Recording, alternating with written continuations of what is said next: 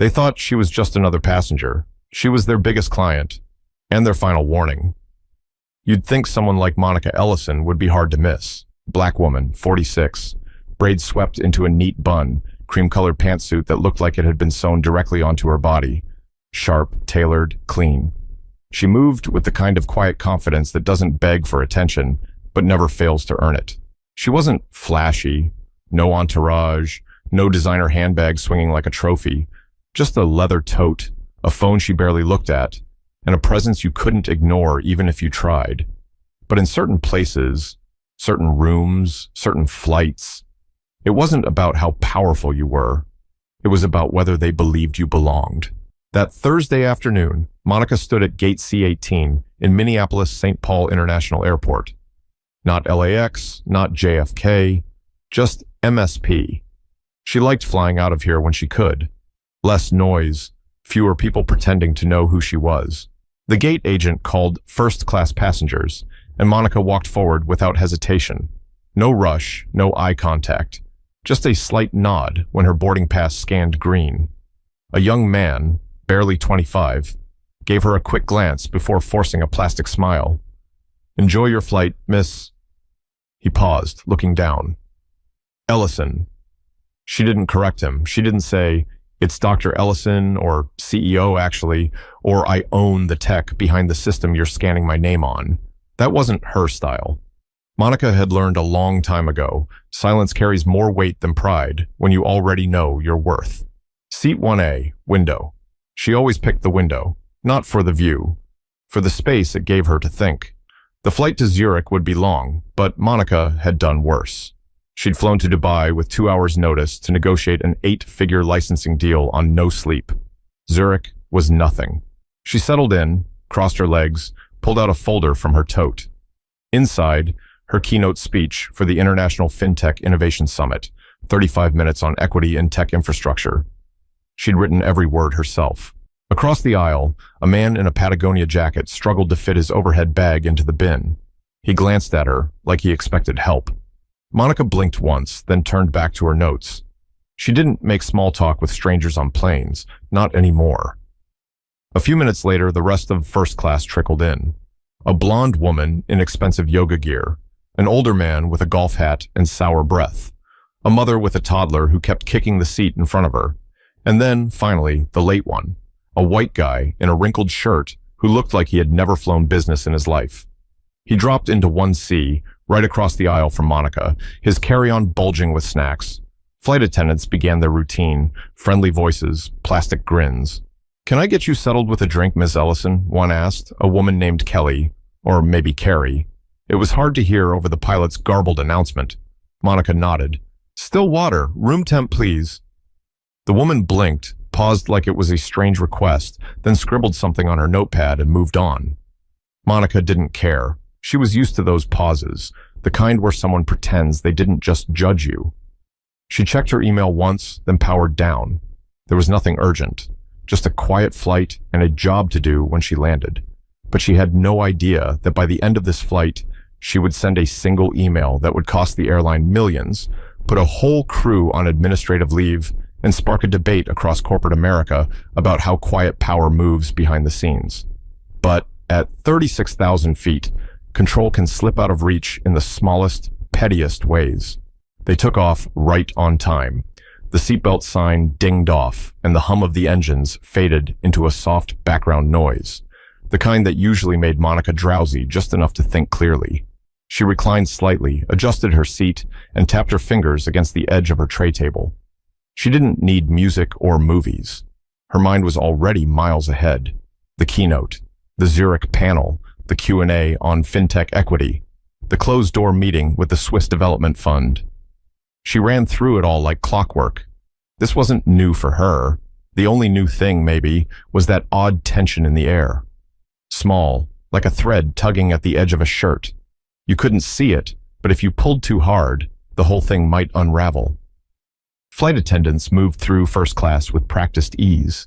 The man across from her, the one in the wrinkled shirt, leaned into the aisle to joke with one of them. "You got anything stronger than this sparkling water?" he said, holding up his glass. The attendant, a tall man with a military haircut, laughed politely, and offered him bourbon. "Just say when," he joked. The man smirked. "You'll know when." They both chuckled, and Monica watched them. The familiar way they interacted, like two people who already decided who fit where. She'd seen it too many times. It wasn't about kindness. It was about comfort. And comfort, in these spaces, rarely included her. The woman from earlier, the one Monica had asked for still water, came down the aisle again with a tray. She handed drinks to a couple in row 2. She handed a Coke to the man in 1C. Then she walked past Monica's row without stopping. No water, no glance, nothing. Monica raised an eyebrow. She waited a beat. Maybe the woman would realize. Maybe she forgot. But the attendant didn't come back. She didn't even look her way. Across the aisle, Mr. Wrinkled Shirt took a loud gulp of his bourbon and let out a satisfied, "Ah." He leaned back, already loosening his tie like he was home on his couch. Monica sat upright, calm, still. She pressed the call button. Ding. The tall male attendant showed up this time, still smiling. "Yes, Mrs. Ellison? I requested still water earlier. I never received it." "Oh," he said, blinking fast like he hadn't expected to be called out. "Let me check with the galley." She nodded once. He disappeared. Minutes passed. Other passengers got refills, crackers, some kind of appetizer. The woman in row 2 was halfway through her wine, still no water. The man returned. "Apologies, Ms. Ellison. Looks like we're out of still. We've got sparkling or club soda." She stared at him. "I asked for still water when I boarded. I know you carry it for first class." He hesitated. His smile slipped. "Yes, well, it looks like the cabin ran through our supply quicker than expected." He didn't meet her eyes. She paused, studying him. She could feel the edge of something in his tone, like she was asking for too much, like she was being difficult. She leaned back in her seat, slow and deliberate. "That'll be all," she said. He left. 2 rows ahead, the woman in yoga gear held a bottle of still water unopened. Monica watched as the attendant offered her a second. So much for running through supply. Across the aisle, Mr. Wrinkled Shirt had food now. Chicken, rice, something that smelled warm and seasoned. He hadn't pre-ordered.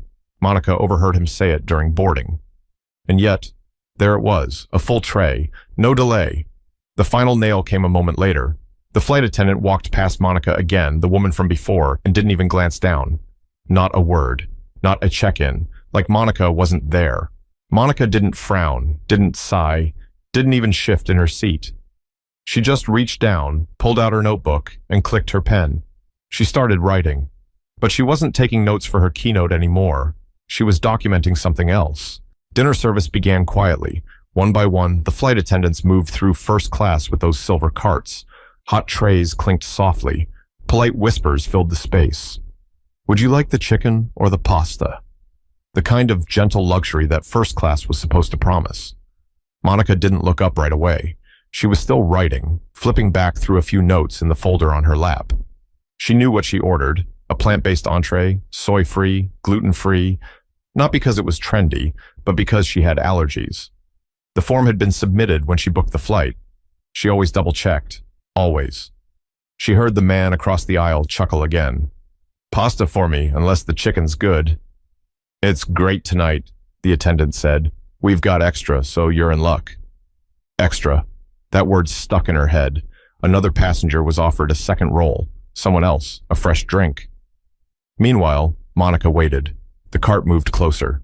She closed the folder and sat upright, ready. Then it happened. The attendant, same woman, same forced smile, stopped at Monica's row, glanced down at her, and paused.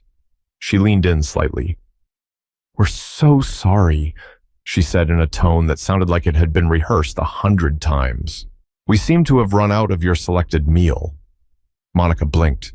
"That's not possible," she said flatly. "I submitted my selection 3 days ago.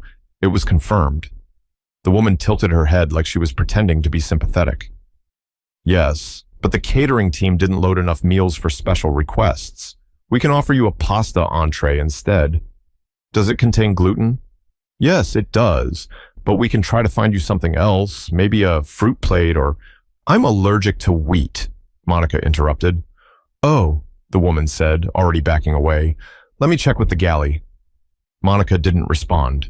She looked at her watch. 34 minutes into meal service. From her seat, she watched the crew move back and forth. Nobody came back to her row. She waited.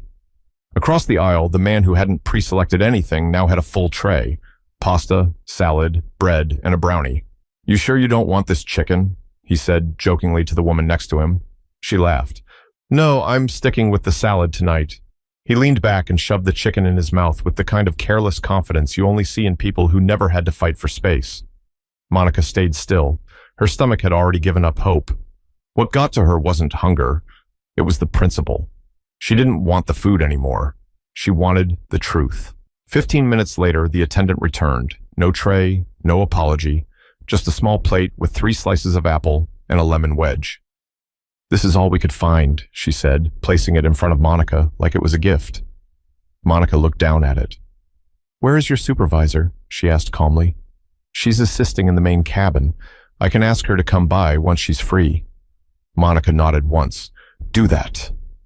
The woman left.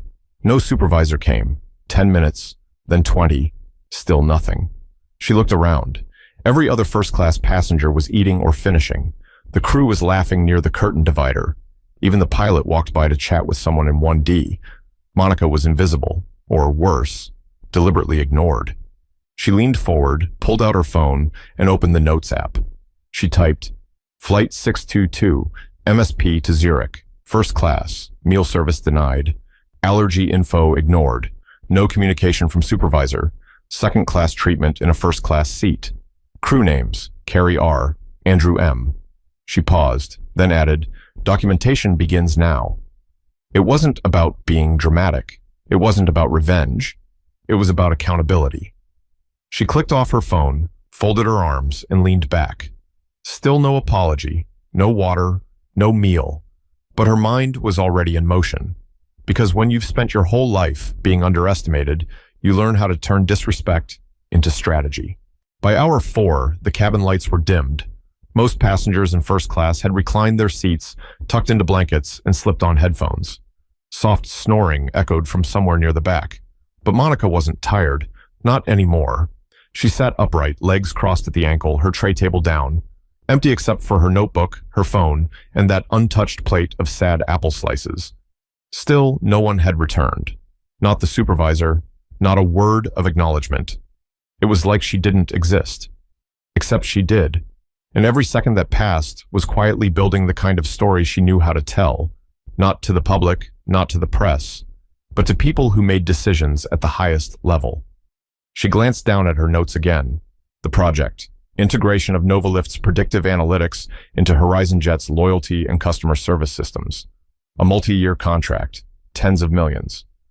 The airline had been courting Novalift for 6 months. Dinners, invites, panel appearances. And now this. Monica reached for her phone and scrolled through her inbox. There it was. The last email from HorizonJet's VP of Business Development. Subject line, "Looking forward to finalizing next week." She didn't smile. She opened her camera, angled it toward the tray table, and snapped a photo of the untouched plate. Time-stamped. Then the service call button still lit. Then the seating chart on the in-flight screen, with her seat, 1A, clearly visible.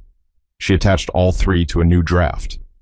2, General Counsel, Novalift, CC, VP of Operations. Subject, Flight 622. Urgent adjustment needed. She paused over the keyboard, then typed, "Need immediate hold on HorizonJet rollout. Reassessment required regarding vendor compliance with service equity clauses. Incident on current flight demonstrates clear alignment issues." She stared at the screen. Her heart wasn't racing. Her fingers didn't tremble. This wasn't the first time someone tried to make her feel small. It was just the first time the cost of that disrespect had a paper trail. She hit save, not send, not yet. Across the aisle, the man in the wrinkled shirt had taken off his shoes and was now loudly telling the woman beside him about his company's exit strategy. "I mean, it's all about leverage, right?" he said, swishing what was left of his third bourbon. "You've got it, or you don't." Monica raised her eyes just slightly. He had no idea how real leverage worked, that it wasn't about shouting, or posturing, or being served first. It was about having the authority to make decisions that changed lives, sometimes without ever raising your voice. She turned back to her screen. hit send, then leaned back, exhaled slowly, and let herself close her eyes. But she wasn't resting. She was waiting. Because some lessons are taught through press releases, and some through silence. Touchdown in Zurich was smooth. Cold morning light bled through the cabin windows as the wheels met the tarmac. Monica didn't clap. She didn't cheer. She simply opened her eyes, adjusted her blazer, and straightened her posture. She looked exactly like what she was. Someone in control. Someone who knew what came next. Passengers stretched, yawned, checked their phones. The man across from her, now wearing mismatched socks, groaned about the time zone. "I'm gonna feel this in my back all day," he muttered. Monica ignored him. She reached for her tote, placed her folder inside, and zipped it shut with care. The crew made their final announcements. Monica waited. Still no supervisor, no explanation, no apology, nothing. She stood up as soon as the seatbelt sign blinked off, calm, composed. And when she stepped off the plane into the jet bridge, her phone vibrated. One message from VP of Operations. Subject, Flight 622. Understood, contract hold initiated. Legal is drafting a revised equity clause. Meeting with Horizon Jet reps moved to pending. We'll let them make the next move. Monica tucked her phone away and kept walking. She moved through the airport with a quiet rhythm, past the glass walls and glowing ads and hurried travelers. When she reached the car service pickup zone, her driver was already there, holding a small sign with her name. He took her bag without question. On the ride to the hotel, she finally allowed herself a moment to decompress. She looked out the window at the streets of Zurich, wet with morning rain. She thought about how many times she'd been overlooked, pushed aside, erased in rooms where she was the most qualified person sitting at the table. But this wasn't about ego. It was about patterns, and whether people in power would keep pretending those patterns didn't exist, until someone with leverage forced them to pay attention. By the time she arrived at the hotel, the dominoes had already started to fall.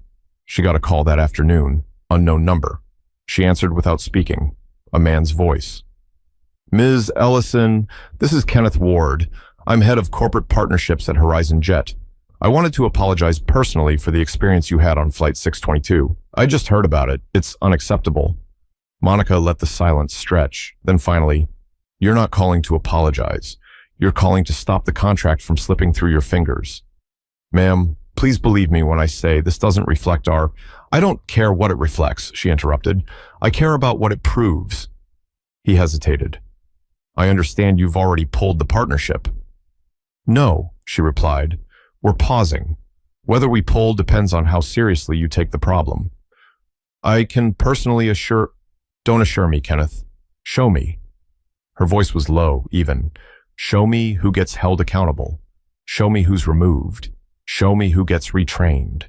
Then maybe I'll take another meeting. Until then, you're not ready to work with us." She hung up. She didn't need a headline. She didn't need to go viral. She needed accountability. 2 days later, a memo from Horizon Jet leaked to a small industry blog. It mentioned suspension of key cabin crew pending investigation. It named Flight 622, and it referred to a breach of inclusivity expectations. Within 24 hours, LinkedIn posts were lighting up. A quiet fire had started. Not loud, not angry, just precise. Because sometimes power isn't loud. It's knowing exactly where to place pressure. Monica never made a public statement. No interviews, no op-eds, no anonymous leaks. She didn't need to. By the time her keynote took place that Friday morning at the FinTech Innovation Summit, most of the room already knew what happened. Whispers had moved faster than press releases. Half the audience had read the leaked memo. The other half had heard the story. Black woman CEO denied a meal in first class, then froze a multi-million-dollar deal. But Monica? She didn't mention it. Not once. Instead, she stood on stage in a navy blue suit, slides behind her showing graphs and case studies. She spoke about digital equity, about responsible data use, about how corporations talk about inclusion until they have to act on it. The applause was long, standing, sincere. But for her, it wasn't about praise. It was about the silence in the room afterward. The kind of silence that happens when people finally get it. That weekend, the airline called back again, this time from the chief executive's office. They offered to fly her back first class, complimentary. They offered to personally ensure her experience would be different. She declined, quietly. She flew home with a different airline, one that had lost the original bid months ago, but had been respectful, honest, curious about what real inclusion looked like, not just how to market it. Her return flight was smooth, on time. She was offered still water the moment she sat down. The attendant used her name correctly. Small things. Not fancy, not loud, just right. Back at Novalift, the company released a short internal statement. We expect all of our partners to treat people with the dignity they deserve, not because of contracts, but because it's the standard. Nothing more, no hashtags, no grandstanding. But the message spread anyway. Executives started asking deeper questions about their vendors. Board members started looking at their diversity clauses a little more seriously. Other companies took notice, not because Monica dragged anyone publicly, but because of what she didn't say. The restraint made it louder. Weeks later, Monica was invited to speak on a panel titled, "When Quiet Leadership Makes the Loudest Impact." She almost said no. She didn't like buzzwords, didn't care for attention, but she went. At the end of the panel, a young black woman approached her, early 20s, nervous, voice shaking. "I just wanted to say, I've never seen someone like me handle something like that with so much grace. You didn't yell, you didn't post, you just moved differently, and it worked." Monica smiled, warm but sharp. "Sometimes," she said, "the most powerful thing you can do is make them explain their behavior to a room they respect more than you." The young woman didn't respond. She just nodded, like someone taking a note she'd keep for life. Later that night, Monica sat alone at a cafe in San Mateo, coffee in one hand, pen in the other, sketching ideas for Novalift's next platform. She wasn't thinking about the flight. Not really. She was thinking about what happens when people in power stop assuming that silence equals comfort, when the things we don't say force everyone else to listen harder. Not everything needs to be loud to change something. Sometimes, the softest voice in the room can flip the whole system. Because the lesson wasn't about the meal, it was about who gets fed and who gets ignored, even when they've earned their seat at the table. If you've ever been overlooked, disrespected, or dismissed, remember this: you don't always have to react to make an impact. Sometimes, moving with quiet clarity and holding people accountable behind the scenes speaks louder than any headline ever could. Use your position, use your voice, and most importantly, know your worth, even when they pretend not to see it.